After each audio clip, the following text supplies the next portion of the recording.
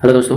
तो 2025 चल रहा है और आप सभी को पता है कि इस 2025 में हमारे बिहार में इलेक्शन होने वाला है।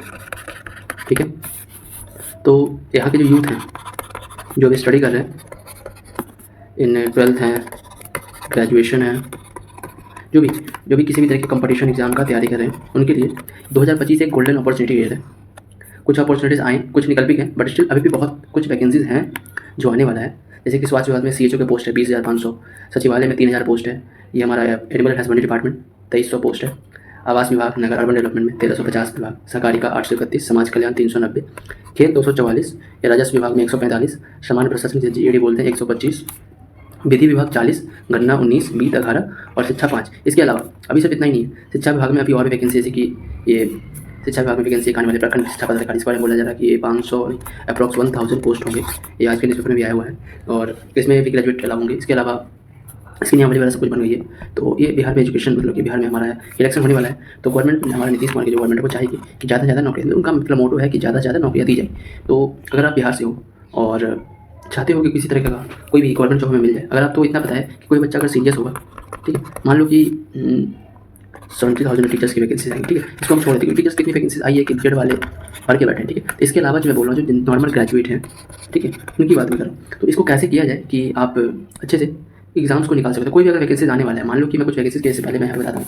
अगर सबसे पहला वैकेंसी की अगर मैं बात करूँ तो BSSC, ठीक है, इसके द्वारा जो इंटरनेशनल एग्जाम है 12th वालों की, जो शायद 10,000 पोस्ट है ना, इसकी एग्जाम्स होने वाली है अगस्त में। बात चलिए जुलाई अगस्त में बात होने वाली है। इसके सिलेबस क्या होते हैं, ठीक है, इसके सिलेबस होते हैं मैथ, GK, GS, साइंस, है ना, ये होते हैं रीजनिंग, इतना सिलेबस होता है। करंट अफेयर, ठीक है, ये हमारा सिलेबस है, ठीक है। तो मैथ से कुछ क्वेश्चन, GK, GS ये हमारा होगा। साइंस से हर एक एग्जाम में मान लो कि 25 से 50 क्वेश्चन आएंगे, ठीक है, साइंस से सिर्फ। रीजनिंग से 50 क्वेश्चन, मैथ से 50 क्वेश्चन, है ना। तो ये सारा मैथ हो गया, साइंस हो गया, रीजनिंग हो गया, सारा ऐसा चीज़ है कि आपको पढ़ना पड़ेगा। ये BSSC 12th वाला हो गया। दूसरा अभी एक और वैकेंसी आ रहा है BSSC के थ्रू ही, CGL ग्रेजुएशन लेवल के लिए, इसमें अच्छी खासी 1-2 हज़ार पोस्ट हो गई अप्रॉक्स, है ना। इसमें भी सेम सिलेबस यही रहेगा, math, reasoning, GK, current affair, same 50 question 50 question, math से 50 क्वेश्चन, रीजनिंग से 50 क्वेश्चन, साइंस से 50 क्वेश्चन, ऐसे होते हैं इसके भी, ठीक है। तो यहाँ पे देखो ना कि इसके अलावा अभी तीसरा मैं पोस्ट की बात करता हूँ। अभी आपने सुना होगा कि प्रखंड में एक ऑडिटर वगैरह की वैकेंसी आई है, वो भी अप्रॉक्स 500 के आसपास पोस्ट है ना, ब्लॉक में। तो ये शायद जूनियर अकाउंटेंट है, जूनियर कलर की, सारा जूनियर अकाउंटेंट का वैकेंसी, इकॉनमी जनरल ग्रेजुएशन पढ़ाओ, मैथ पढ़ाओ, स्टैट पढ़ाओ, और इकॉनमी, मैथ, स्टैट और एक सब्जेक्ट वाले कोई BCom वगैरह भी इसमें अलाउ है ना, कॉमर्स भी उन्होंने पढ़ाया इनके लिए। इसमें भी सेम सिलेबस हुई है, मैथ हो गया, साइंस हो गया, रीजनिंग हो गया, ठीक है। ये सारा सेम सिलेबस इसमें भी है, GK, GS हो गया, ठीक है। उसके अलावा ये BSSC का ही पोस्ट है, फिर ये आपका होगी। उसके अलावा अभी आपने देखा होगा कि एक वैकेंसी आई थी पिछले महीने इंसेक्ट कलेक्टर की, ज़्यादा पोस्ट नहीं था, फिर इसमें वही सेम सिलेबस, साइंस था उसमें ज़्यादा, साइंस बायो से क्वेश्चन उसमें आने वाला था, ठीक है। फिर CHO की पोस्ट आने वाली है, कम्युनिटी हेल्थ ऑफिसर, ठीक है, इसमें भी सेम सिलेबस यही रहने वाला है, ठीक है। इसके अलावा इतना कुछ के बाद और भी जैसे पोस्ट और भी एग्जाम जैसे हैं, फिर BPSC का एग्जाम आने वाला है। अभी 74 है, तो 70 BPSC ऑलमोस्ट प्रीलिम्स हो गया, मेंस होने वाला है और 71st की तैयारी स्टार्ट हो गई है। इसमें बोला जा रहा है 1000 प्लस वैकेंसीज होंगे, ठीक है। तो इधर भी इसमें भी सेम मैथ रहेगा, GK, GS हो गया। तो आप ये देखो ना कि इन सारी चीज़ों में ये जो कॉमन है, एक तो मैथ है और दूसरा साइंस है ना। रीजनिंग मान लो इसमें कम आएगा, बट अगर आप साइंस को अच्छे से करते हो, मैथ को अच्छे से तैयार करते हो, तो आपका ये बहुत सारा एग्जाम्स है जो निकल सकता है, ठीक है।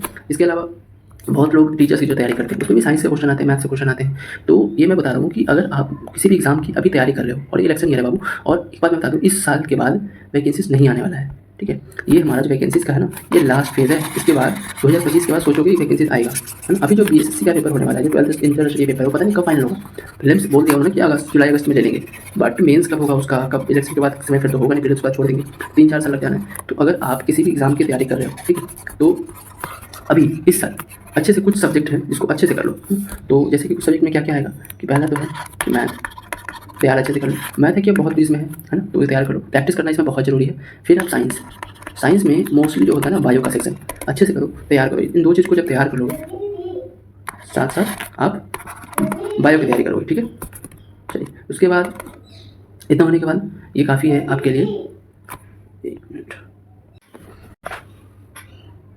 हाँ, तो मैं ये था मैथ, साइंस में जो मोस्टली सेक्शन है बायो का आप करो। उसके बाद चौथा चीज़ जो आपको करना है वो न्यूज़पेपर, कोई भी एक अखबार लीजिए, दैनिक जागरण, हिंदुस्तान, हिंदी, इंग्लिश, जो आपको अच्छा लगता है, डेली पढ़िए, आधे घंटे, 1 आवर और 30 मिनट, है ना, कंपलसरी कीजिए इसको। उसके बाद ही आप अगर ये आप अच्छे से करोगे, बहुत सारा टॉपिक आप कवर कर लोगे। 1 महीने का अगर अखबार लगातार पढ़ लिया ना, तो आप पिछले 1 साल का बहुत कुछ कवर कर लोगे 1 महीने के अखबार से, अच्छे से आप पढ़े तो। उसके अलावा एक करंट अफेयर कोई मैगजीन उठाओ, उसके बाद अखबार के बाद उसको पढ़ लो, जैसे कि स्पीडी होता है, ये सारा कुछ स्पीडी है या फिर एडिटोरिया है, कोई भी मतलब एक करंट अफेयर उठा के पढ़ लो। वीडियो नहीं देखना है इसके लिए, क्योंकि आप न्यूज़पेपर में टाइम वेस्ट कर रहे हो, 1 घंटा लगा रहे हो, उसके बाद आप करंट अफेयर पे जा रहे हो, ठीक है। तो ये इंपॉर्टेंट है। तो अब इसको पढ़े कहाँ से, मैथ कहाँ से पढ़े, साइंस कहाँ से पढ़े, साइंस में बायो वाला पार्ट करे तो करे कहाँ से, कैसे इंपॉर्टेंट पता चलेगा ये वाला टॉपिक आने वाला है। तो इसके लिए कोई भी मतलब बुक्स लीजिए, प्रैक्टिस बुक होता है एक ना, हिंदी मीडियम हो या इंग्लिश मीडियम हो, किसी भी आप मार्केट में जाइएगा, बोलिएगा प्रैक्टिस बुक में जिस एग्जाम की आपको तैयारी करनी है, बीएसएससी में करना है, ठीक है, बीएसएससी की तैयारी करनी है, बीएसएससी के लिए आप प्रैक्टिस बुक जाकर के खरीद लीजिए, ठीक है। जब ये खरीदिएगा, हाँ सॉरी, तो जब ये आप खरीदिएगा तो इसमें आपका मैथ, साइंस, रीजनिंग सब तैयार हो जाएगा। और एक ऐसा अभी मतलब ये ऐसा चीज़ है ना कि बहुत सारे एग्जाम्स आप इससे कवर कर सकते हो। 70 बीपीएससी अगर आप दिए हो, 70 बीपीएससी देने वाले हो, 70 तो हो गया, 71 देने वाले हो, इसमें भी मैथ का 10 क्वेश्चन, साइंस का 30 क्वेश्चन, है ना, करंट अफेयर का 30 से 40 क्वेश्चन, जीके जीएस का 50, 60, 70, 80, 80 क्वेश्चन, है ना, ये सारा कुछ आने वाला है। तो आप मैथ और साइंस को अगर मजबूत रखते हो तो किसी भी एग्जाम के 50 क्वेश्चन तो आप यूँ ही बना लोगे, है ना। मैथ और साइंस, सिर्फ मैथ और साइंस मजबूत करते हो, और 50 क्वेश्चन बहुत मायने रखता है अगर आपका मजबूत है तो, कोई भी एग्जाम आप देने जा रहे हो। तो ये मेरा एक कहना है कि आप तैयार कीजिए अपना मैथ और साइंस, ठीक है। छोटे छोटे क्लिप्स मैं सोच रहा हूँ कि अभी मेरे पास टाइम कम है और मैं रिविजन अपने मोड में हूँ अपने नेक्स्ट पेपर के लिए, तो मैं सोचूंगा ट्राई करूँगा एक वीडियो छोटा सा टॉपिक पर बना के 5 मिनट 10 मिनट का वीडियो अपलोड करके आपको दे दूँ, ठीक है। तो अच्छे से तैयारी करते रहिए, ये पढ़िए, और इन सबको पढ़ना जरूरी है। जो मैथ और साइंस बहुत इंपॉर्टेंट है किसी भी एग्जाम को, अगर आप आर्ट्स वाले हो, आर्ट्स ग्रेजुएट हो, फिर भी आपको मैथ और साइंस पढ़ना ही पड़ेगा, आएगा ही आएगा क्वेश्चन मैथ और साइंस से, तो इसको आप स्किप नहीं कर सकते हो। और ये क्वेश्चन उतना भी टफ नहीं होता, 12th level 10th level, math तो 10th लेवल का ही होता है, ठीक है। साइंस जो होता है 12th में बायो वाला पोर्शन थोड़ा सा रहता है, पर वही अगर आप अच्छे से 7 to 10 अगर साइंस आपने पढ़ा होगा 7वीं से लेकर 10वीं तक, तो आप वो भी कर लोगे। बस आपको जरूरत है कि रिवीजन की।